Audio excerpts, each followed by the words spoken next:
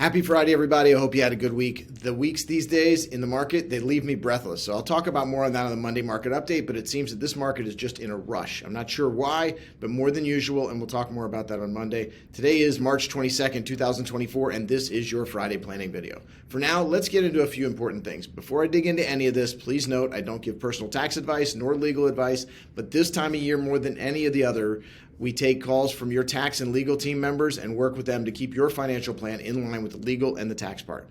It's a great time to collaborate, and when your tax and legal and financial planning teams can work together, it can be a great thing. Please feel free to coordinate your other team members with me, and we'll work together on your behalf. First, it's almost April, so your sweet spot for IRA contributions is about to close. So recall that April 15th is the last day to make prior year contributions to your IRA or Roth IRA if you qualify. Yes, you get an extra 3.5 months to catch up from last year. For 2023, the limits all depend on lots of things, so make sure your income doesn't disqualify you, but if you can, under 50 years old, $6,500 per person, and over 50, $7,500 per person. That's your prior year limits. For 2024, you can make those from January 1st, 2024 till April 15th, 2025. So until April 15th of this year, you can actually make 2023 and 2024 contributions. Limits for 2024, under 50, $7,000, over 50 years old, $8,000. This is the key. If you want to get this done this year, please get in touch so we can get the money in by the deadline. There's really no latitude on this. If you want to meet the deadline, it must be done by the end of the day on April 15th. Please be in touch. We're happy to help you get it done for you. Let's talk about tales from the front lines. Insurance products are usually as long of term or even longer term than other investments.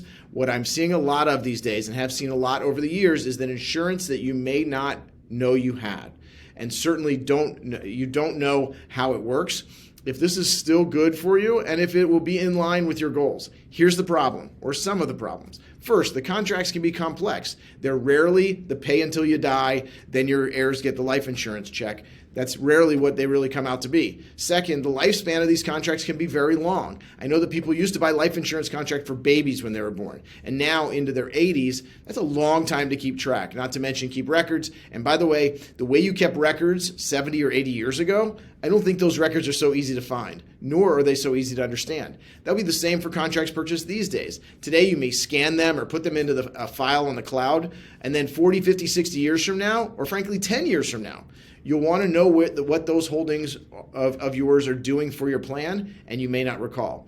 That's what's happening day in and day out. I've spoken many times about insurance and annuity reviews. I want to offer those again to you, but I want to spread that net far and wide. While the financial plan that we put together for you may seem complete, it seems to happen more and more. Just last month, I got a call from a client that they came across an investment that they didn't know they had. Yes, we all hope that we'll find that drawer full of money, but what I'm talking about is the investments or insurance or even that 401k from 2 jobs ago.